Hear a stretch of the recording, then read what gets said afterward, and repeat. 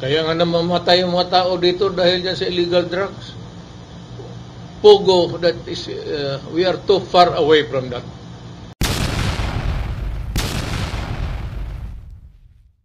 Kasi Quadcom ng Congress wants you to appear sa... Well, if it's their pleasure, why not? So are you going to... Yes. Anong gusto niyang malaman sa akin? They're investigating yung extradition. Ako, totoo yan. Relations sa Pogo and other... Wala ako. Illegal drugs. Wala tayong Pogo. Kaya nga namamatay yung mga tao dito dahil dyan sa illegal drugs. Pogo, that is, we are too far away from that. Hindi mo ka alam maglaro ng Pogo? Alam mo maglaro ng Pogo? So you're going to appear, Mayor? Sa Congress? Well, if they will invite me, I just hope that they would ask educated questions. How do you feel, Mayor, na yung mga pulis natin like Karma, De Leon, and other PNP, kinigisa, ngayon contempt sila, mukhang hindi makaka-Christmas with their family dahil... They will have court on legally. Iko-consulta ko sa mga abogado. I would leave it to the lawyers to hindi ako practicing lawyer. So I would not know the dynamics of what are the rules now. All that I can do is to provide them with lawyers. Tutulong talaga ako sa police pati military. Lalo na in the performance of their duty, itataya ko pati ang sarili kong reputasyon. Any comment about the Congress? You've been a congressman, Mayor. Tapos ngayon, ang Congress mukhang naging investigating body, mas masahol pa sa NBI at contempt ng kanilang mga resource person. Ang suggestion ko nga, i-abolish na NBI, pati police, sila na lang. That's my suggestion, you tell them. Sir Mayor, ang sabi ni Inday, may Duterte tatakbo ng senador. Sino kaya? Paulo, Basti, or you? Not me. Hindi ko na kaya sa... Basti siguro? Ganun ba? I really do not know. Hindi kami nag-uusap eh. Inisita nila, Mayor. Truth to tell, we have yet to set down at this very late filing na of what we would like things to happen sa aming political life. Ako, I'm ready to retire. Hindi naman ako sabag marunong, but maybe the desire to be senator, mayor, or nandyan, but ang problema, ang katawan, ang hindi na.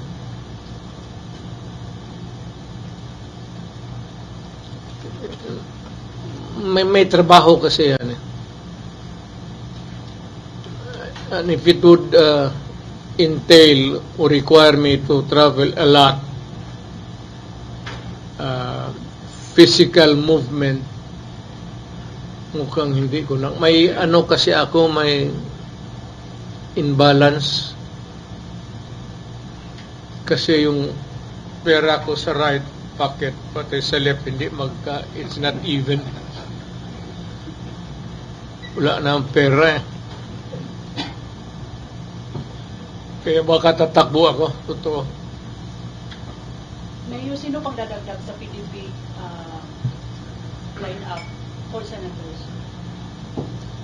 Sa totoo talaga, frankly, wala pa akong, hindi ko pa na, I have yet to read the list na nag-file ng ano nila, candidacy.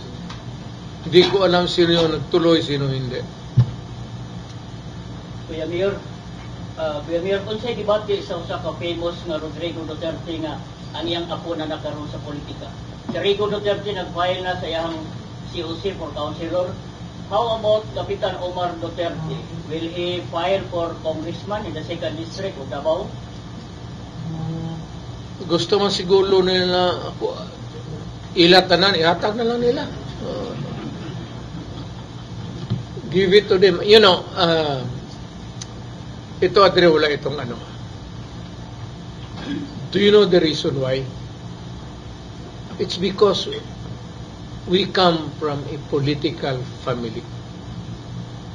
Even in the now, post-war, basahin ninyo, i-google nyo ninyo, nandyan yan eh.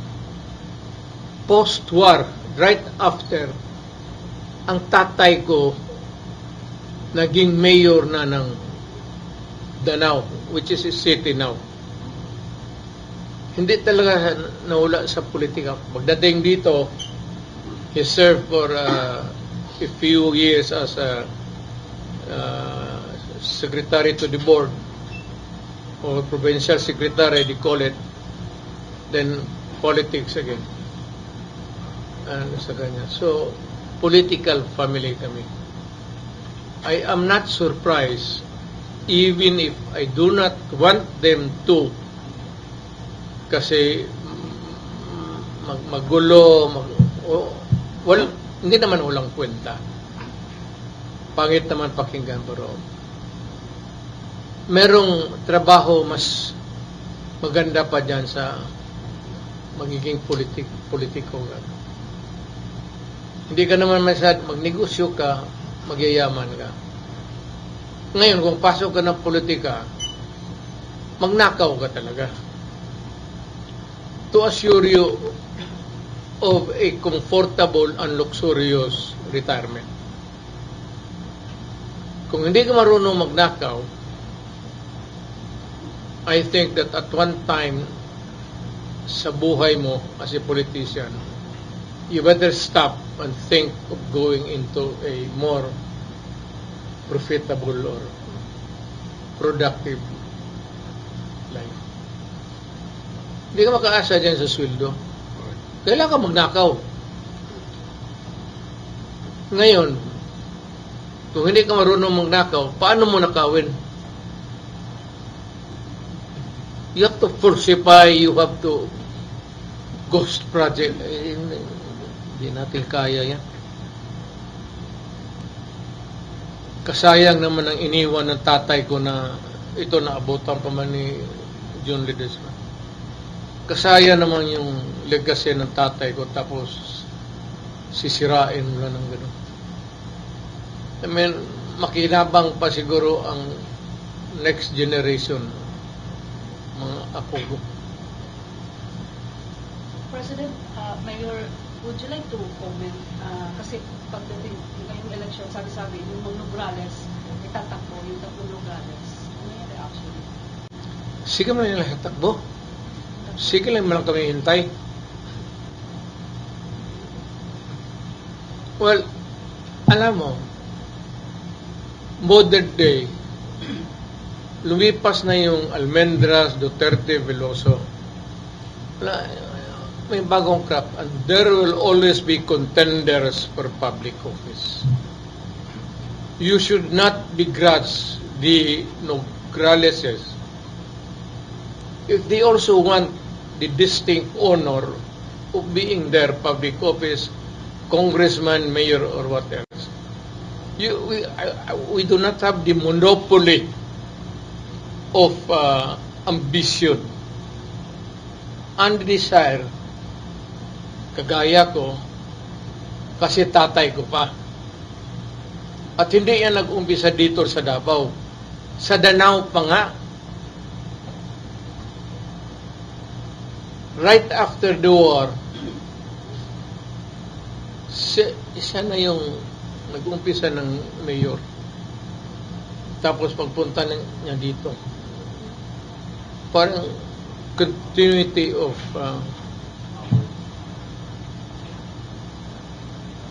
so yung politika hindi talaga naalis sa buhay namin. At most maybe in all probability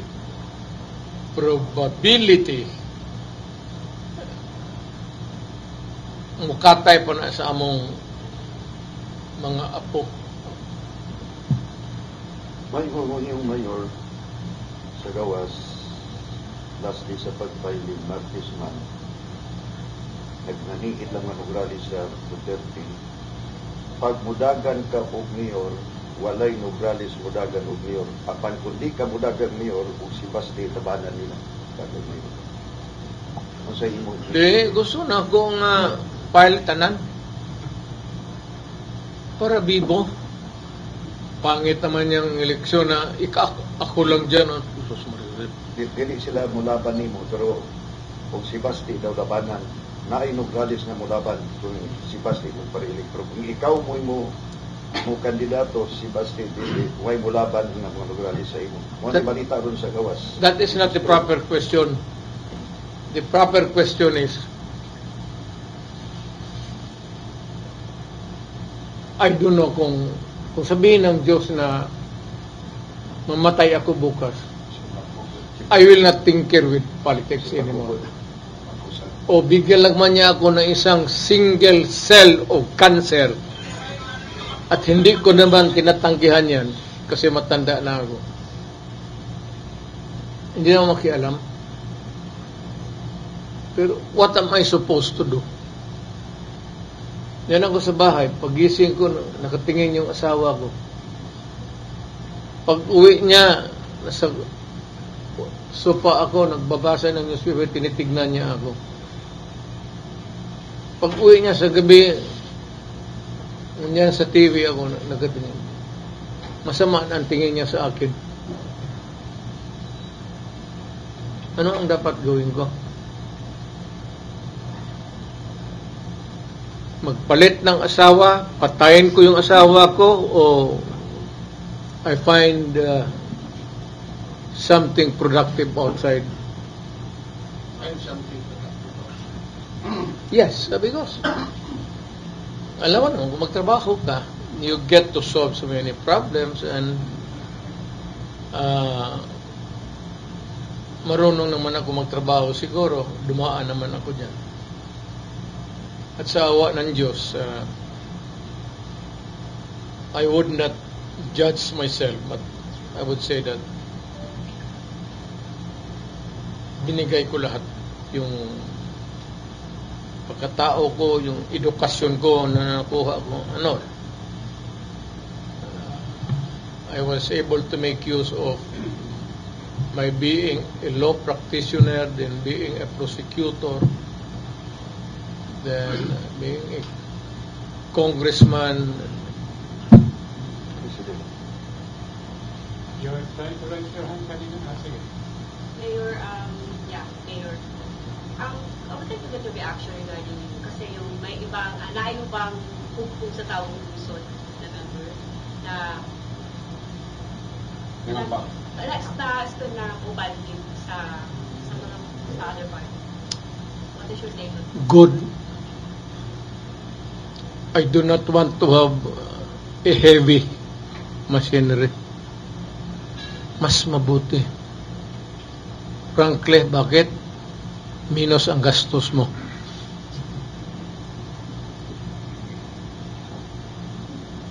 Hindi ko naman sinasabihin na wala silang pera.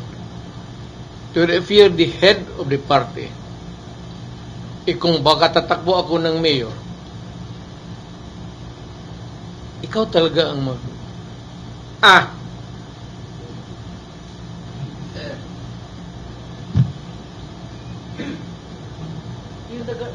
mas mabuti sabihin mo sa kanila na ang request ko, my earnest request, is lumipat na sila para makamura ako. Total, nandyan sila o hindi, manalo man ako. So, anong silbi nila sa akin?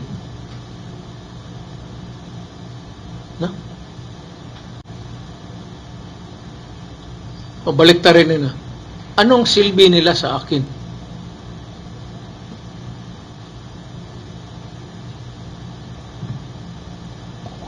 So, Mayor, you are running. Walking na lang siguro, matanda na eh. Hindi pa. Information lang. Information. Are you running for Mayor? Final. Nga nila lang, kano sa ka-file, Mayor, sa Martes, kay mag-uwat minimo sa Comelec.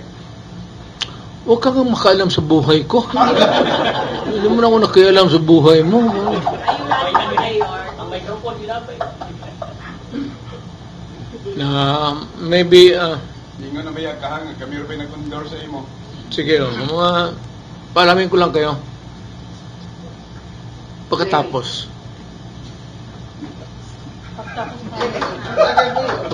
ng pay.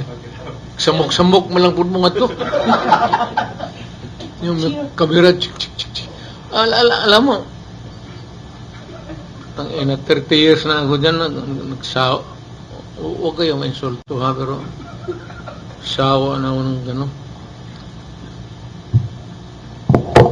Mayor, kung sa'yo kasulti, duwag ko na ko na. Mayor, kung sa'yo kasulti. Mayor, pakailangan, Mayor. Mayor ba yun? So, Mayor, officially, Mayor, asa ta. Hay naman itong mga putang ina. Kami na lang binisgaso. Mayor, asa naman ni Udto? Alas 2 na. so Mayor Duterte. I'd be happy to, guys, I enjoy the company of media. Maybe, hindi siguro in the earlier years. Pero nung nagtagal ako, parang barkada ko na lang kasi ang media. Naging barkada ko. And hindi na nga ako namimili ng lugar. You can ask any question from me and I'd be happy to respond. Wala naman akong sikreto. Wala naman ako. Matagal na akong mayor. Nakita naman ninyo ako. Nakita ninyo kung paano ako nag-mayor. Nakita ninyo paano ako nagnakaw. Kung may makita kayo, kasi ako mismo ang nagnakaw, hindi ko nakita kung saan yung putang inang ninakaw ko. Or otherwise, I would not have survived politics. Kung pumasok ako sa korupsyon dito sa Davao, ayan nga si Juno. Di ka tatagal dito. If you are a corrupt mayor, maybe limited ka, pinakamataas mo 1 term. Hindi mo matago yung city hall, paano mo nakawin yung pera. And you have to have a good excuse of getting the money from the cashier. So Duterte Mayor, tandem. Sino ang ano ko ka? Poste. Sino man sa kanila siguro? Or Colon. Ewan ko siguro kung tatakbo ng congressman. Advice. Pero ako kay Pulong, alam mo ano? Ganito ang trabaho ng congressman eh. Pag magtanong ang mga tao saan si congressman, sa Maynila siya. Pag ang mga mataga Maynila sabi, saan si congressman? Nasa Davao siya. Yun lang. Kung ayaw mo magtrabaho, ngayon kung magtrabaho ka, si congressman, hindi naman lahat ng panahon sesyon eh. You're given a lot of elbow room dyan sa paggala mo as congressman. Maganda nga ang congressman, pero you know what? You cannot solve problems. For you, for your community, and for your fellow men. Ako ang nasanay ng ganun. Kaya mas hinahanap ko yung trabaho na yan. Hindi ako pwedeng congressman. Gusto ko makinig ako sa opisina, mag-upo sila diyan. Oh, ano problema mo? Sir, ganito sir, yung asawa ko, away kami, tapos iniwan ako, sumama sa ibang lalaki. O, padala mo pa ng pera, sabi mo manang balik dito.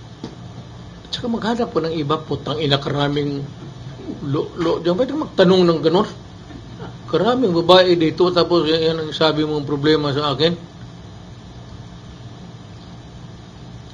Hindi yan problema. Huwag kang magsumbong sa akin na iniwan ka ng asawa mo. Putang ina, dapat nga mag-blow out ka dito. Dalhan mo ako ng litson. Ayaw mo pa yan. May bago ka na naman. Yung sa media, maganda. Maganda yung... Sadya ba yung ano mo, o natural? Natural. O, pinabutas mo lang siguro yung ano.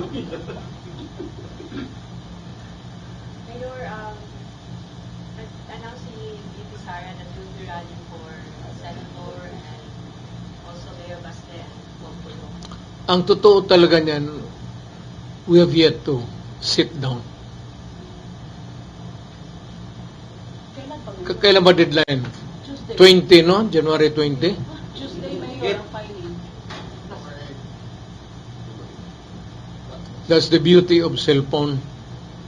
Basig nakahiga ka sa kama mo, sige kaglugod sa buga ni mo, istorya mo, politika mo, may dagana ni mo. Cellphone eh. Hindi mo kailangan, total, hindi man kami magkalaban sa politika. Dito, gusto ka, dito ka, o dito ako. Dito ka, dito ako. O dito ako, dito ka.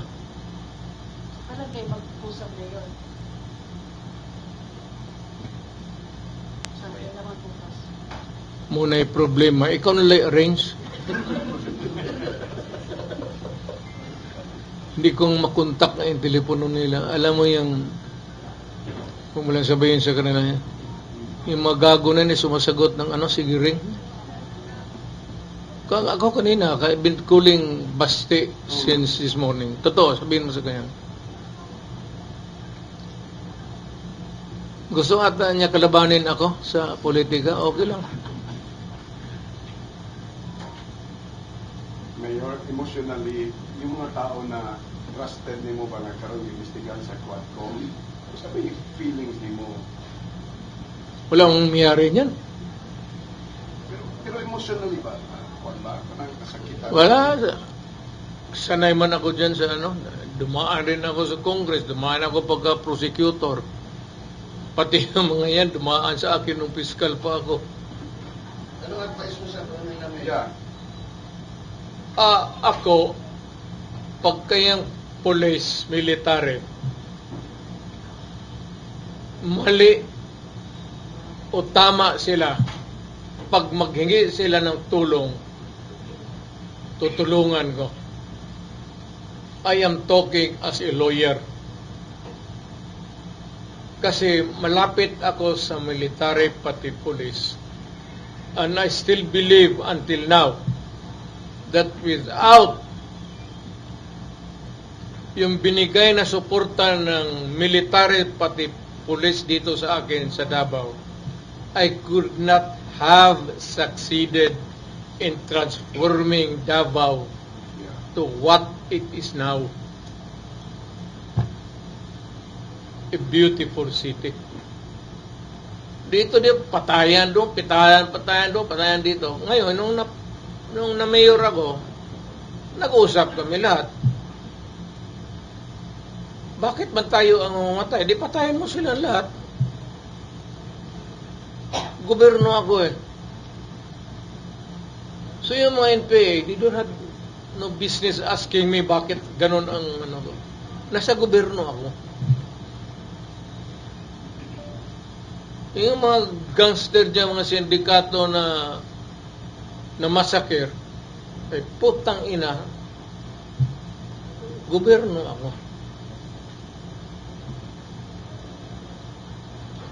At kung tatakbo ako ng mayor, same. At this early, sabihin ko na, lumayo na kayo ngayon na. Kung may mga droga ka, maghanap ka na ng ibang lugar. Kalaki naman ng Pilipinas, mamili ka, Cebu, Manila, doon kayo. Huwag kayo sa Davao kasi kung ako ang mamayor, mamamatay talaga kayo. Yun ang sinabi ko noong mayor ako. Hindi sila naniniwala. Ay sabi, extrajudicial killing. Putang ina, wag na natin pag-usapan yung sinabi ko sa inyo, huwag gawin dito. Ayaw ko ng droga, ayaw ko ng kidnapping. Hayaan mo ang Davao na mag-bloom sa sarili niya. Na walang problema ang tao dito. Hindi ko kay laking Davao ako eh. Dumating ako dito, nakakarang ba? So do not fuck with me. This is my city and I want it a peaceful city. At hindi naman ako nakikialam sa tao dito. I just want a peaceful city. Kaya kung mamayor ako, umalis na kayo kaagad. Kasi pag inabutan ko kayo, patayan talaga tayo. Pati yung human rights, sabihin ko na ngayon. Kayong dapat yung human rights, i-contact na nila yung kung sino itong mga ulol na to. Kasi mamamatay talaga yan. Ayaw ko masira ang mga anak natin. Ayaw ko masira yung syudad ko. Ayaw ko na putang inang droga. Punta ka dito, magdegosyo ka. Kung wala, maghanap tayo. Hanapan kita ng paraan paano ako makatulong.